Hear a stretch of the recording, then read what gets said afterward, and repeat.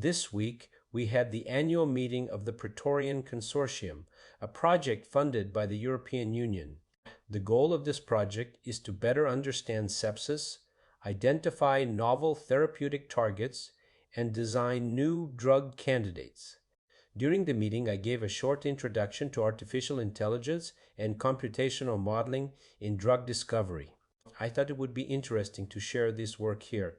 For this presentation, I wanted to capture both the new trends emerging in the field and the established approaches that research teams are continuing to pursue. To do that, I started from about 800 research articles that I had read over the past few months. Some were published in traditional journals, but more and more computer science teams now share their work mainly through preprints and open source code. So I also reviewed several repositories where researchers post their latest work.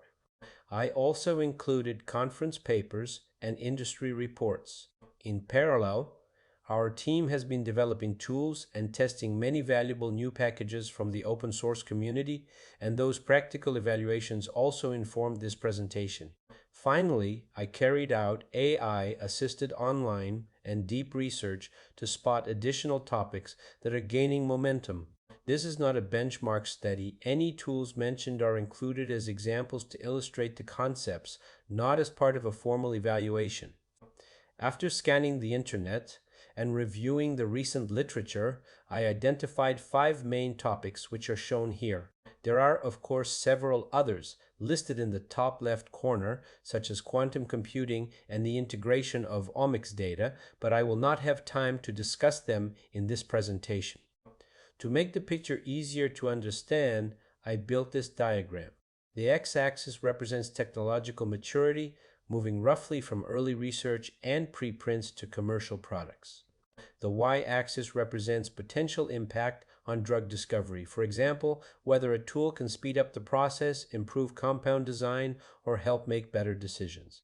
The size of the bubbles reflects the level of activity in each area, based on factors such as publication volume, job openings, grant funding, and similar signals. These 5 main topics are centered mostly on small molecules, although some of the newer approaches can also be used for biologics. The values shown here are only approximate. For instance, ultra-large screening may appear to be highly mature, around 90%, because commercial packages are now available, which was not true a few years ago. But that does not mean the underlying scientific challenges have been solved. Predicting affinity remains a major issue.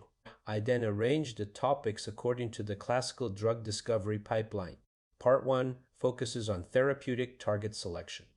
Part 2 is about generative molecular design, meaning tools to propose molecules that can modulate those targets.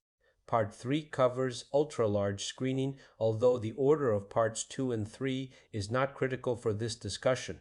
Part 4 deals with triage and advanced ADMET computation. And Part 5 looks at Agentic AI, meaning how to orchestrate the entire pipeline in the most effective way. So let us start with Part 1. As you know, many drug discovery projects fail in clinical trials because the target was not selected or validated well enough, and this often results in compounds with insufficient efficacy. Here, I will not discuss the tools used to identify targets or pathways. I will assume that the target is already known. The question then becomes, what can bind to this target? Where can it bind, and what kinds of molecular mechanisms can we use to modulate it? To illustrate this section, let's look at how we identify the binding zone for new candidate binders. We start with the tool named AllSites, a sequence-based deep learning framework. What makes this special is its versatility. It predicts binding sites at the sequence level across diverse modalities, whether you need a protein, a peptide, or a small molecule binder. By integrating such sequence-based predictions with 3D pocket discovery engines and multi-target drug design approaches, it is possible to generate new ideas about how to modulate a given putative therapeutic targets. Moving from location to mechanism, we've seen a surge in AI tools that investigate possible mode of actions. For example, Covalent Lab is a specialized platform that identifies reactive residues, helping us engineer covalent binders that form permanent, high-affinity bonds with their targets. One may want to identify new binding pockets. Some are allosteric pockets, others are cryptic pockets. Traditionally, we've relied on physics-based molecular dynamics to find such pockets, but this is computationally expensive. Today, new AI methods can generate protein ensemble very quickly. Engines like DeepAllo can be used to help identify allosteric pockets. We are also changing how we run molecular dynamics simulations with tools like ADMET. Researchers can now interact with complex simulation packages using natural language prompts instead of writing a long script.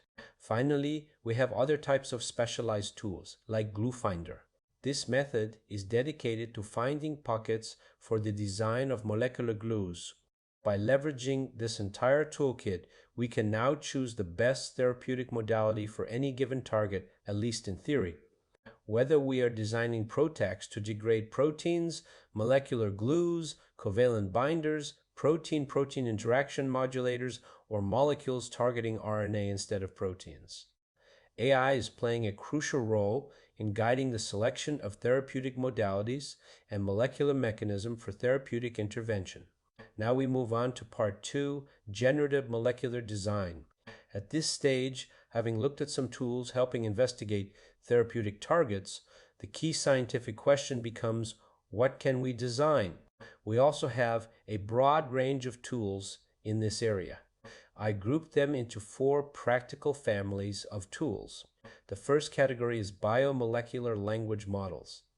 These models are used to generate novel chemical compounds or peptide sequences. In many cases, they rely on transformer-based architectures. The second category is 3D generative models. These methods aim to design binders that fit a given binding pocket or to build linkers after fragment-based virtual screening. In this setting, diffusion models are among the most common approaches. The third category is co-folding methods. These methods are not fully generative in the traditional sense.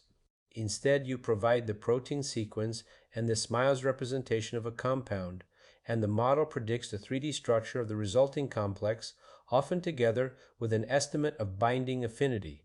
Finally, we have an emerging category that could be called unified 3D generative frameworks. These approaches go one step further. You can provide the sequence of a protein target, and the model directly generates different types of candidate binders. Examples of this type of unified multi-modality 3D framework include ODesign and BoltzGen. One advantage of these tools is that they can generate a peptide or a protein binders for your selected target. Now we move to part 3. Here, the challenge is that we may be dealing with millions, billions, or even trillions of compounds. Exploring such a large space does not necessarily have to rely on 3D methods, but in this section I will focus on 3D approaches.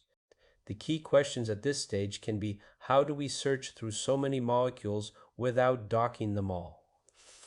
And if we do decide to dock everything, then we need a highly efficient workflow and, most likely, very strong computational hardware. At the same time, we can also think that tools can work without docking.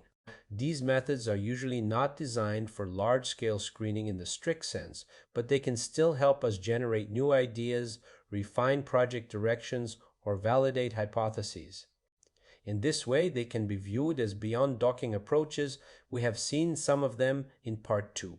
If we choose not to dock the full library, but only a selected subset, then we enter the domain of active learning docking or progressive docking.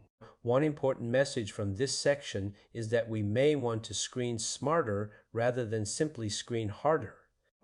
For some projects, screening billions or trillions of compounds can be very valuable. For others, however, it may simply not be the most useful investment of time or resources. Before talking about in silico screening, we should first remember that several experimental strategies are available. For example, we can screen collections of compounds that have already been synthesized, which represent around 15 million molecules worldwide. We can also use make-on-demand libraries, which contain roughly 20 billion virtual compounds that are expected to be relatively easy to synthesize, often in just a few steps. The difference in cost between screening existing molecules and ordering compounds that need to be synthesized is obviously very important. So this must be taken into account when building a project strategy. Often, it can be practical to begin with existing molecules and then move toward virtual compounds, although this depends on the overall objective. Another possibility is fragment-based screening, for instance using X-ray crystallography. This can be very efficient, although it is also relatively expensive. We also have DNA-encoded libraries, which allow the experimental screening of millions of compounds. These can be extremely powerful, although they are not suitable for every target. Here, computational models can help predict whether a binding pocket is compatible with this type of library. All of these in vitro approaches can be combined with in silico methods. And although I will not cover it here, one can also think about phenotypic screening rather than only target-based approaches. There are also dedicated computational methods for peptide screening and design, and one can find peptide libraries. On the computational side, brute force docking requires very efficient software and significant hardware. Recently, UniDock Pro was reported to dock several million molecules per day, but this still depends on strong GPU resources. But to keep in mind, docking 1 billion compounds on a standard single CPU machine would take 30 years. That is why active learning docking is so interesting. Once trained, these methods can very fast, and some can even run on standard CPU machines. Here, many different molecular representations and machine learning models can be used. Instead of docking, we can also use 3D pharmacophore-guided virtual screening with deep learning, which can be very fast even on a standard machine. And beyond docking, we have the methods discussed in the previous section, although this is not really for ultra-large libraries. So methods like generative models, unified generative frameworks, and even co-folding approaches for smaller sets of compounds. Another emerging idea is to let users interact directly with a model and ask for new molecules in plain language. So here, no direct docking.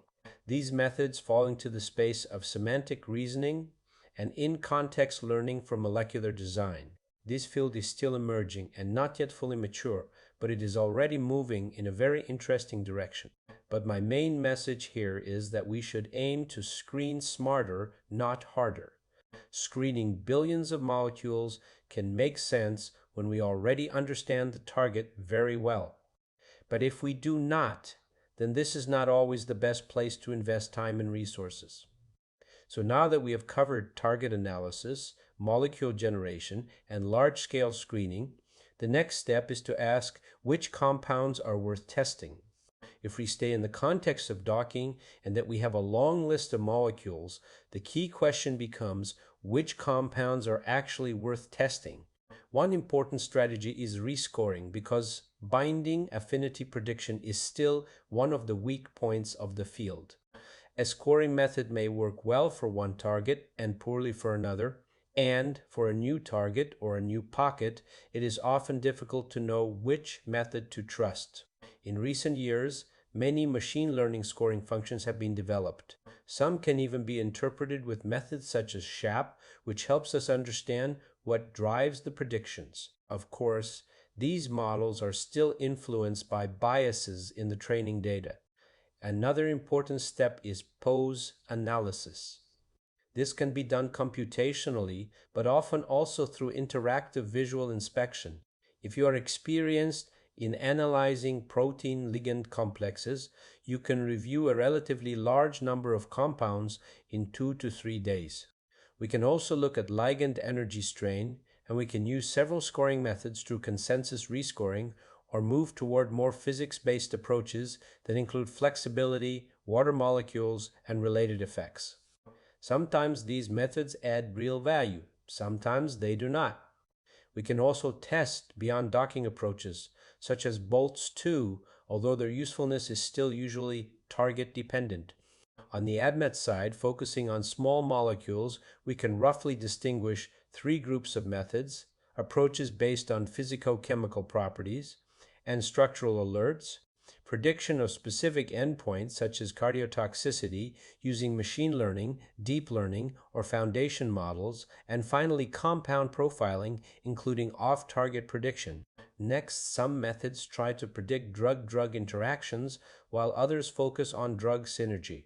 If omics data are available, we can also use approaches based on transcriptomics and increasingly on proteomics and cell morphology.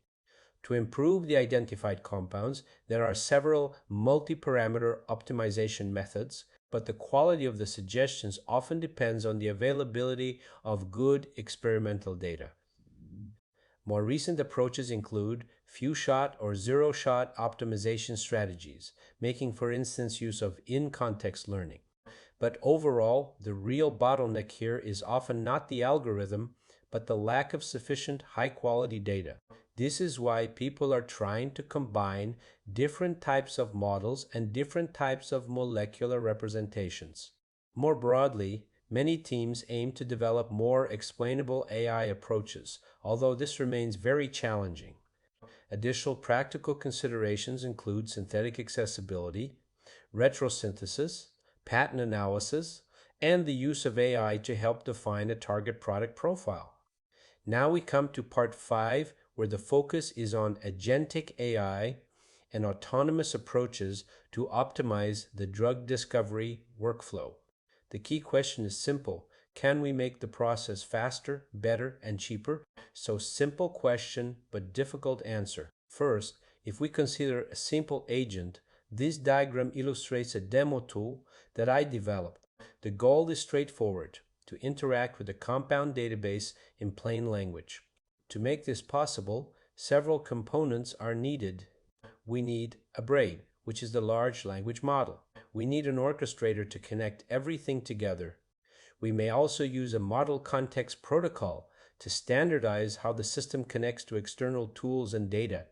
And then we need the tools themselves, the hands that actually do the work. With a setup like this, I can ask a question such as, find the top 10 compounds for a given target.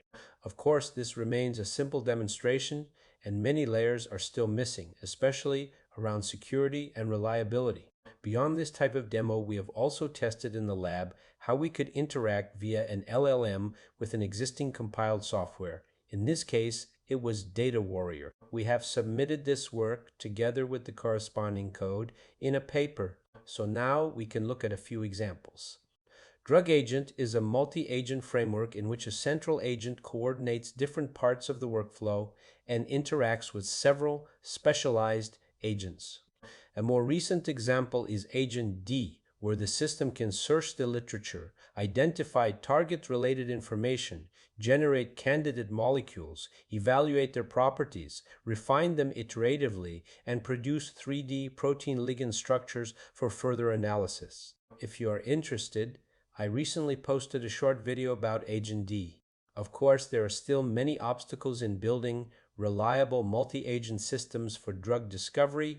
A key expectation here is that these systems should help us move faster and more efficiently than if we performed every step manually. If we look a few years down the road, we can imagine partially autonomous systems that could perform design, make test, analyze loops coordinated by agentic AI. In this type of setup, some parts of early drug discovery could be handled by AI agents together with robots performing simple tasks, always under human supervision. So this could be the phase 1 of the process. Looking even further ahead, in 10 or 20 years from now, we might imagine highly automated labs with a few scientists working alongside many robotic platforms and AI agents. Such a system would combine agentic AI, robotics, and virtual patient models. To conclude, AI is bringing many exciting developments to drug discovery, but also a fair amount of hype. So the key message is simple: trust AI, but verify. And many promising methods may not yet work reliably for every target.